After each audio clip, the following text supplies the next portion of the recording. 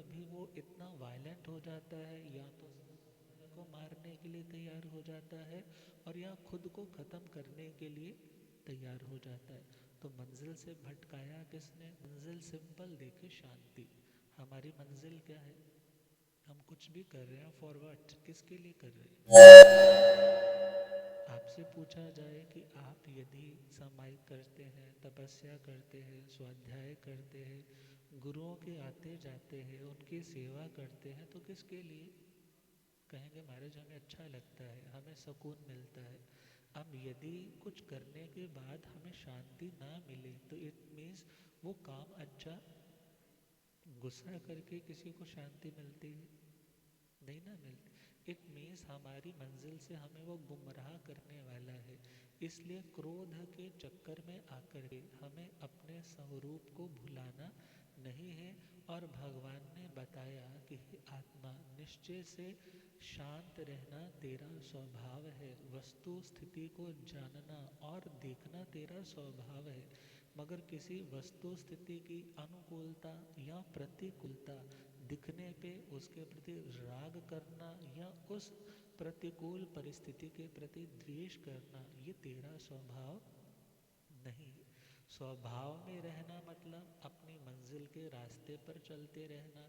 स्वभाव में रहना मतलब जैसे एक रेलगाड़ी अपने ट्रैक पे चलती रहती है, और स्वभाव को छोड़ देना मतलब हमारी गाड़ी पटड़ी से बेपटड़ी होगी, डिरेल्ड होगी।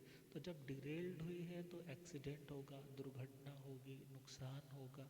इसी प्रकार अपने स्वभाव में भगवान ने जानने देखने की मनाही नहीं दी है।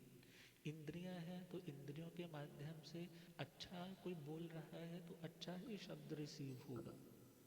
और यदि कोई अच्छी स्मेल आ रही है, फ्रेग्रेंस आ रही है, तो फ्रेग्रेंस ही फील होने वाली है। अर्थात जो जैसा है उसको उस रूप में जानना और देखना, उसमें कोई कर्म का बंधन नहीं है। मगर उस जानने और देखने के साथ राग करना या द्वेष करना, उससे क्या होगा? कर्म का बंधन होगा। तो परमात्मा कह रहे हैं मैंने अपने क्रोध को भी जीत लिया है, और मेरे को ये भी नहीं है मेरे पास तो देवी देवता आते हैं, मैं अहंकार करने लग जाऊं, मैं दूसरों को तुच्छ समझने लग जाऊं।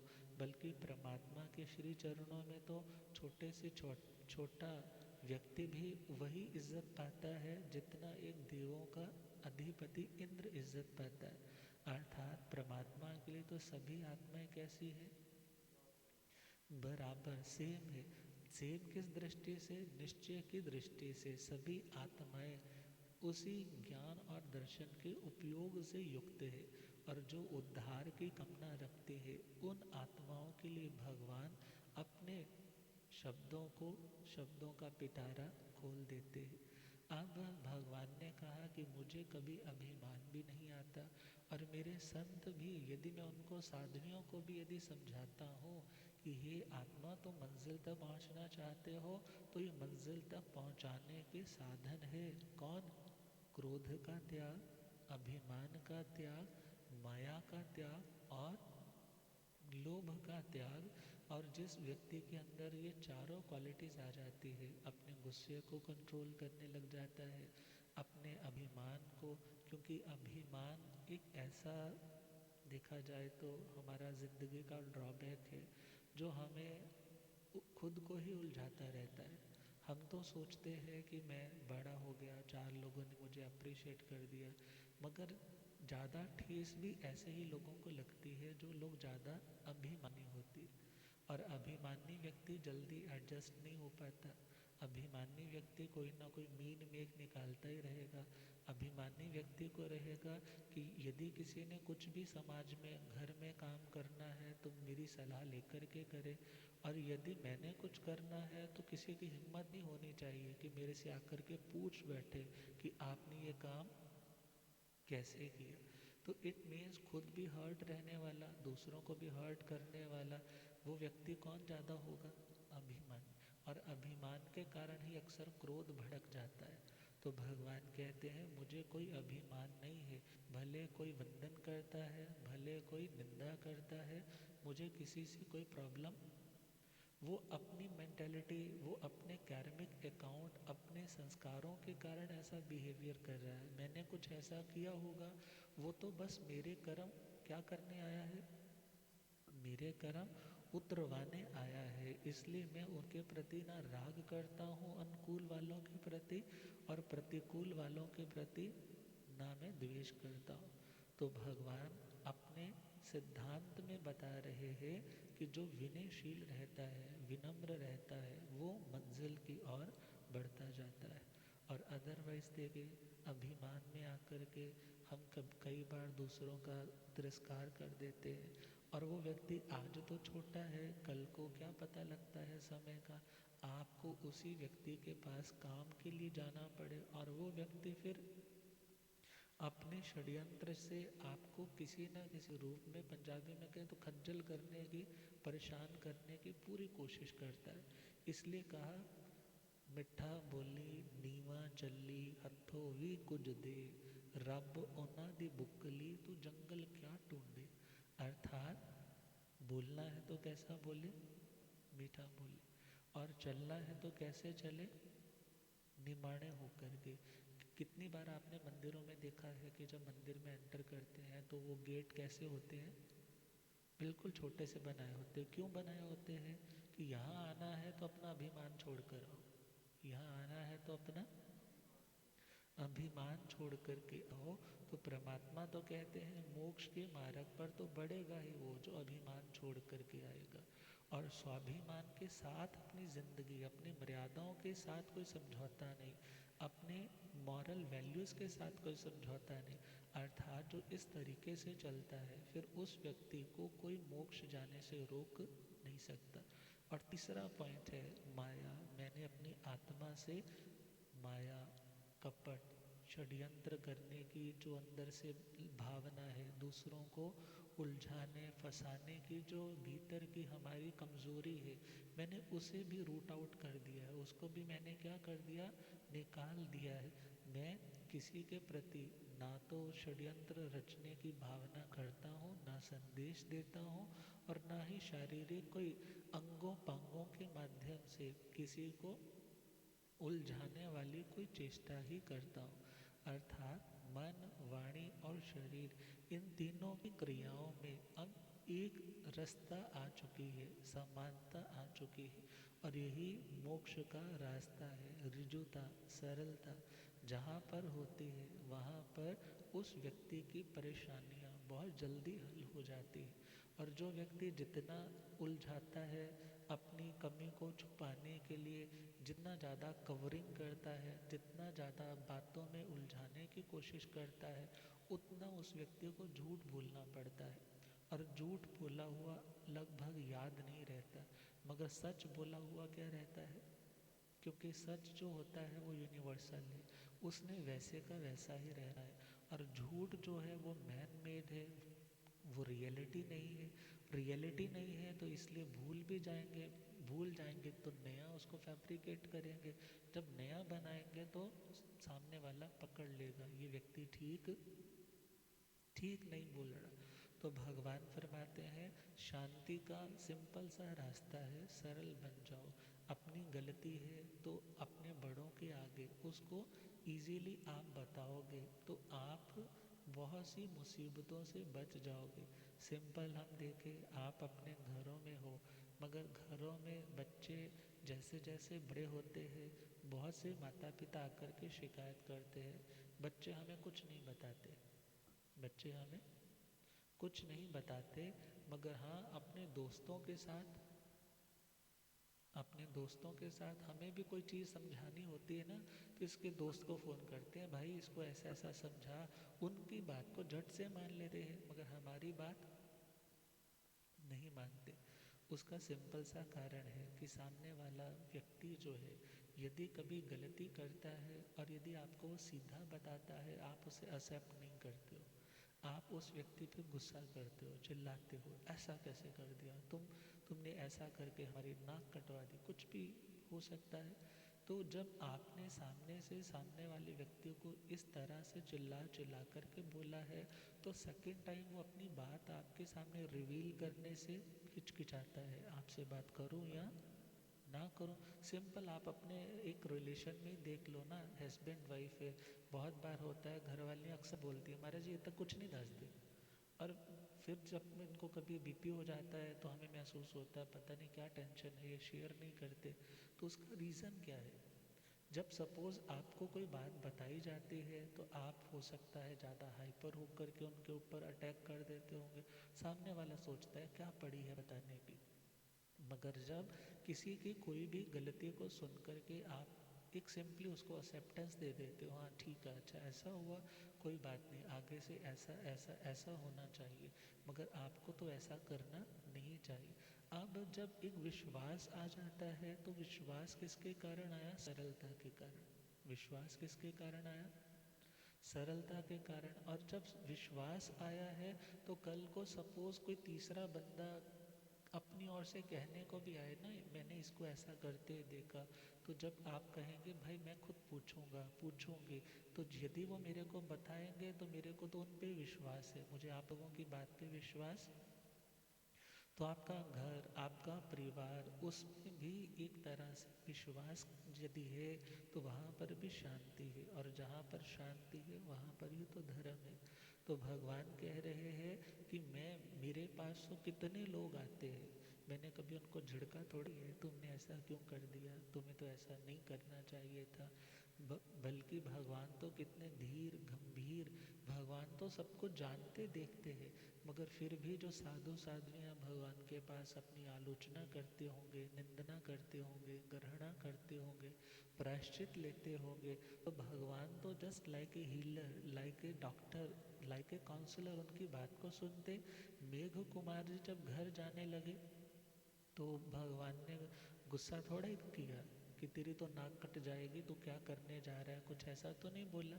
भगवान ने तो ये सिंपल कहा, जब धर्म पालना बहुत मुश्किल था तब तो तुमने क्या रखा, बड़ा धैर्य रखा, और आज धर्म पालना इतना आसान है और तुम क्या कर रहे हो, छोड़ के जा रहे हो। तो भगवान की ये प्यार भरी मीठी सी फटकार ही देखो कितना बड़ा काम कर गई। भगवान ने उनके पूर्व जन्म सुनाने शुरू किए। जैसे ही रियलाइज़ हुआ कि प्रभु ने मुझे ठुकराया नहीं, मैंने तो ये कह दिया कि मेरा रिश्ता ब्रेक, मैं जा रहा हूँ, मगर भगवान ने उस रिश्ते को क्या कर लिया, संभाल लिया। संभाला भी कैसे? सबसे पहले उस चीज़ को एक्सेप्ट कर लिया, और एक्सेप्टेंस के बाद उसको प्रेम पूर्वक समझाया और पुरानी सारी बात समझा करके पुनः ट्रैक पर ले आए। और सरलता थी मेघ कुमार में तो रिश्ता बच गया, और यदि सरलता ना होती तो रिश्ता, क्योंकि माया मिताणी नासई, जहाँ माया कपट होता है वहाँ मित्रता का नाश हो जाता है, वहाँ विश्वसनीयता का नाश हो जाता है। तो परमात्मा कहते हैं शांति के मार्ग पर बढ़ने वाली आत्मा को क्या रहना होगा, सरल रहना होगा। सिंपल सा समझे, धर्म सीधे लोगों के लिए, धर्म किन लोगों के लिए, सीधे लोगों के लिए है। और जो लोग अभी उल्टी मति वाले हैं वो लोग यदि धर्म करेंगे तो सीधे ज़रूर हो जाएंगे। इसलिए परमात्मा का जो मार्ग है वो आत्मा में सरलता को भरने वाला, हमारे टेढ़े मेढ़े वक्रता को दूर करने वाला। शरीर में भी टेढ़ापन आ जाए तो अच्छा नहीं लगता, तो मन में टेढ़ापन होगा तो भगवान को या अच्छे लोगों को कहाँ से अच्छा लगेगा। तो परमात्मा कह रहे हैं मेरे मार्ग में मैं नो इंद्रिय यापनीय क्या बताता हूँ कि हे भव्य आत्माओं, तुम्हें अपने जीवन में ज़रा भी माया का सेवन करना नहीं। और चौथा कहा लोभ, दुनिया के कितने भी पदार्थ, भले सपोज दुनिया में जितने पदार्थ है किसी एक सिंगल पर्सन को दे दिए जाए तो भी वो व्यक्ति सेटिस्फाइड नहीं हो सकता यदि उसके अंदर तृष्णा है। तृष्णा मतलब लालसा है। यदि वो व्यक्ति लालची है, और लालची व्यक्ति तो फटे हुए थैले के समान होता है। किसके समान? फटा हुआ थैला। अब आप उसमें सपोज 5 लाख कैश डालते हो तो क्या हो जाएगा, 10 लाख कैश डालते हो फिर खाली हो जाएगा। तो लालची व्यक्ति तो कभी भी भरने वाला नहीं है। और जिसके ऊपर इच्छाओं का बोझ रहता है, इच्छा का बोझ समझते हो ना, एक्सपेक्टेशंस होती है, उस व्यक्ति को चाह होती है ये मिले वो मिले, और इसी चक्कर में कितनी कितनी बीमारियां लग आदत लग जाती है। अभी तो बच्चा कॉलेज में पढ़ रहा है, अभी से चिंता, इसके बाद मुझे यहाँ काम करवा करके देना है, इसकी शादी यहाँ इस फैमिली में करनी है, इसके बाद ये प्रॉपर्टी इसको देनी है, ये प्लॉट उसको देना है, यदि कोई बीमारी आ गई तो इसको सेल करके ऐसा कर लेंगे। मगर बेकार की बातें जिनमें कुछ लेना देना, समय का तो कुछ भी नहीं पता।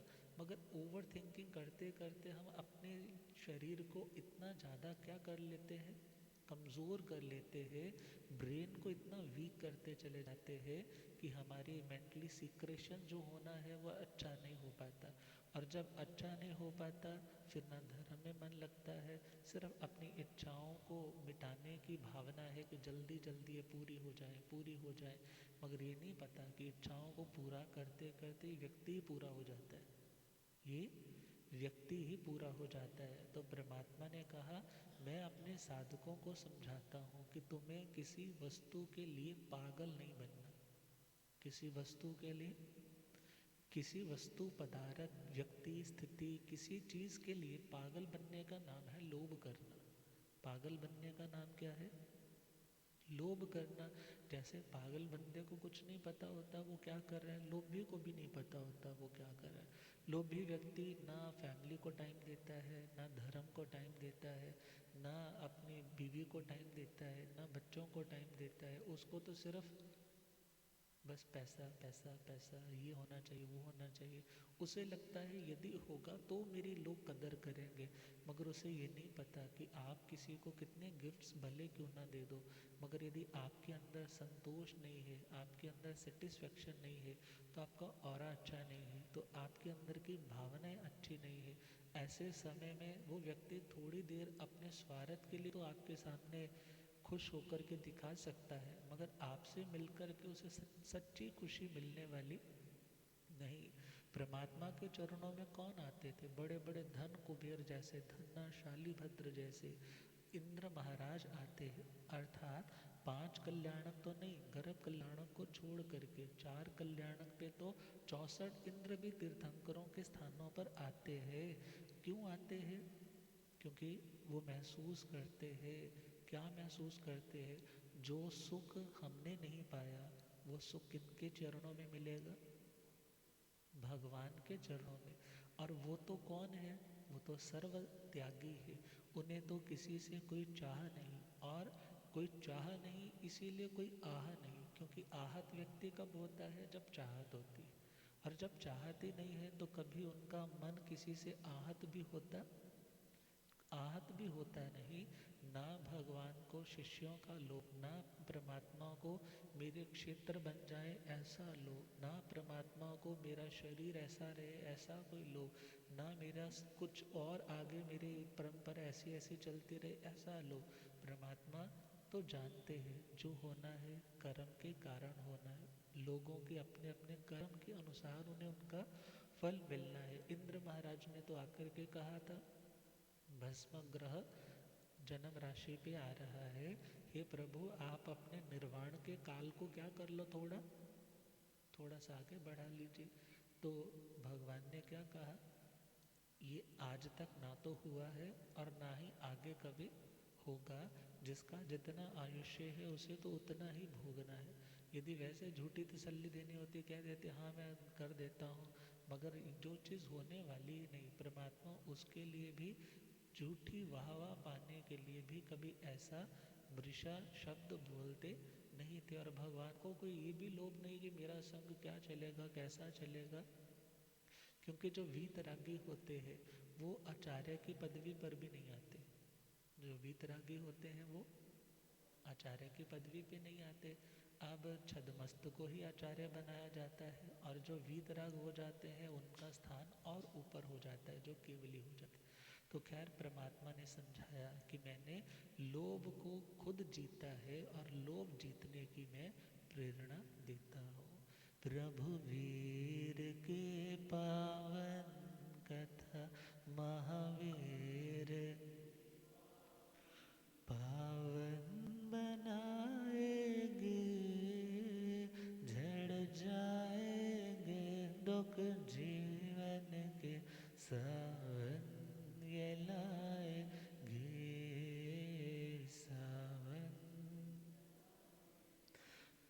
पांचों इंद्रिय संयममय कषाय न जागे, कषाय न जागे मेरे कषाय। इंद्रिय और नो इंद्रिया अपनी पाले सो आगे, पाले सो आगे वो बढ़ता पाले सो। त्रिदोष से मुक्ति अव्यभान की श्रेणी पाएगी, झड़ जाएंगे दुख जीवन सावन ये लाएंगे, सावन। ग्राम नगर आदि विचरण संयम में लगे ना दोष, संयम में लगे ना दोष, संयम में लगे। स्त्री पशु नपुंसक रहित एकांत स्थान निर्दोष, एकांत स्थान निर्दोष, एकांत स्थान। प्रासुक विहार सुन सो मिल को, प्रासुक विहार सुन कुछ समझ में आएगी, झड़ जाएंगे दुख जीवन सावन ये लाएंगे, परमात्मा फरमा रहे कि पांचों इंद्रियां और चार कषायों को जीतना ही मेरे मार्ग में यापनीय है। और तीसरा पॉइंट अव्याबाद, गुरुदेव पधारे। हो रब मेरा सतगुरु,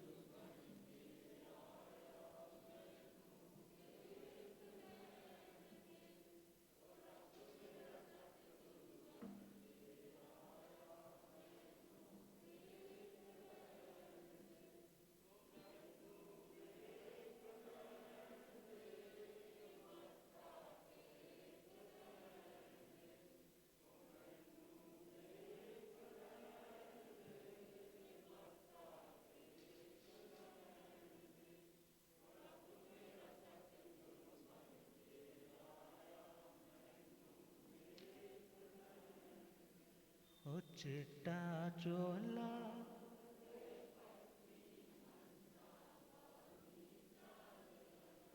ओ चिट्टा चोला मुक्ते होए थे झुकदाए संसार मैनो,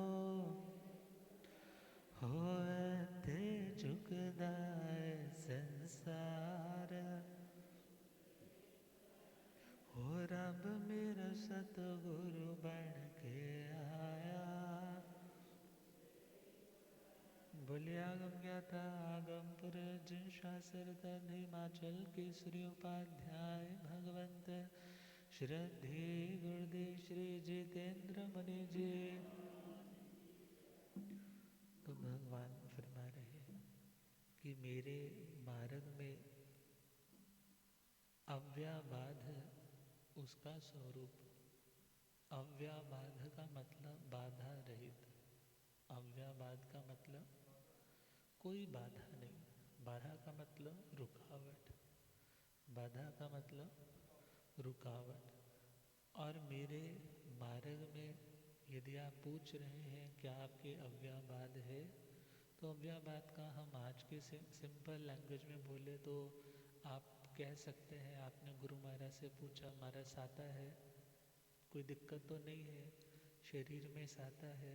तो भगवान भी क्या कह रहे हैं, मेरे देह में किसी भी तरह की कोई बाधा तकलीफ नहीं।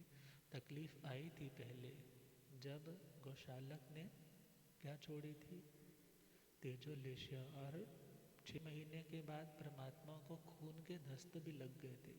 मगर परमात्मा क्या कह रहे हैं, मेरे अब इस टाइम कोई बाध किसी तरह की तकलीफ नहीं है। वात, पित्त और कफ। वात इज गैस्ट्रिक, पित्त मतलब एसिडिक, और कफ मतलब जो कफ प्रधान जो म्यूकस चीज़ें हैं, मेरे शरीर में तीनों चीज़ें क्या है, सम रूप में चल रही है। कोई भी इनमें से कुपित या इनमें से कम ज़्यादा नहीं है, अर्थात बिल्कुल बैलेंस तरीके से मेरा देह चल रहा है। और सन्निपातिक अर्थात जब तीनों ये चीज़ें कुपित हो जाती है उसे बोला जाता है सन्निपातिक। तो मेरा शरीर पूरी तरह से निरोग है, मुझे किसी तरह की कोई तकलीफ नहीं है। अर्थात भगवान से भी प्रश्न क्या पूछा कि आप अव्ययवाद है, तो पूछना तो वो क्या चाहता है, मगर भगवान के अंदर ऐसी ताकत है कि वो जो आंसर कहते हैं सामने वाला उतना तो पूछ लिया मगर उसके बाद संतुष्ट सा हो जाता है, हाँ बिल्कुल ठीक है। फिर पूछा कि हे प्रभु, आपके प्रासुक विहार है। प्रासुक विहार का मतलब ऐसा विहार जिसमें किसी भी तरह की जीव हिंसा ना हो, जिसमें किसी भी तरह से किसी भी जीव को, प्राणी को कोई भी तकलीफ ना पहुँचे। तो परमात्मा ने कहा हाँ, हमारे प्रासुक विहार है। और वो विहार कौन सा, हम किसी भी स्थान पर यदि रुकते हैं, ग्राम में, नगर में, किसी प्रपा प्याऊ पे, तो वहाँ पर हम ज़्यादा देर नहीं रुकते। अर्थात ऐसे एकांत स्थान पे पहला पॉइंट है जहाँ पर स्त्री, पशु, नपुंसक ना हो, जिनके निमित्त से हमारे साधकों के हृदय में ज़रा भी कोई क्या आ सके, विकार आ सके। ऐसे स्थानों पर हम रुकते ठहरते नहीं हैं। और जिस स्थान पर सपोज अच्छे स्थान पे ठहरते भी हैं जो साधना के अनुकूल है, तो वहाँ पर भी परमानेंटली नहीं ठहरते। तभी तो संत जब जाते हैं तो क्या कहते हैं, आए से गुरुवर प्यारे, दर्शन दिखा के चले। आए से गुरुवर प्यारे, दर्शन दिखा के। वाणी मनोहर अपने, सबनो सुना के चले। वाणी मनोहर अपने, सबनो सु। तो परमात्मा का तो प्रासुक विहार जिसमें किसी को कोई तकलीफ ना हो, और ऐसे स्थान पर रुकना जहाँ पर उनकी साधना में कोई विघ्न ना आ सके। फिर अगले प्रश्न वो और रखने जा रहे हैं भक्ष्य अभक्ष्य के बारे में, तो उसकी चर्चा कल करेंगे। अब श्रद्धेय गुरुदेव जी महाराज साहब कृपा करें। ओम।